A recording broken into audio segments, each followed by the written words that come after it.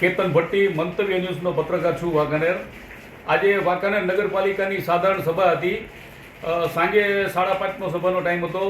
ત્યારે તમામ વિપક્ષના જે 6 કાર્યકરો છે, કાઉન્સિલરો છે, તે નગરપાલિકા કચેરી ખાતે સાધારણ સભામાં દૂષિત પાણીની બોટલ લઈને રજૂઆત કરવા માટે પહોંચ્યા હતા, જેનું હું કવરેજ કરતો હતો.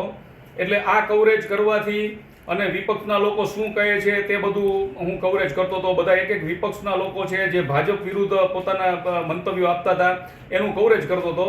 એટલે આ બાબતે જીતુભાઈ સોમાણીને યોગ્ય ન લાગવાથી મીટિંગ તરત પૂરી થઈ ગઈ હતી અને ગિરીશ સરૈયા સાહેબની ઓફિસમાં મને બધાએ ઘેરી લીધો અને જીતુભાઈ સોમાણીએ જે મારો મોબાઈલ હતો એ પડાવી લીધો અને જે કાંઈ પણ ડેટા જે મેં રેકોર્ડિંગ કર્યું હતું, જે વિપક્ષના સદસ્યો જે બધા બાઇટ આપે છે અને જે રજૂઆત કરી છે વાંકાનેરમાં દૂષિત પાણીની, તે બધો ડેટા જીતુભાઈ સોમાણીએ ડિલીટ કરાવીને હર્ષિત સોમાણીને આપી દીધો. હર્ષિત સોમાણીએ પણ બેફામ વાણીવિલાસ કર્યો.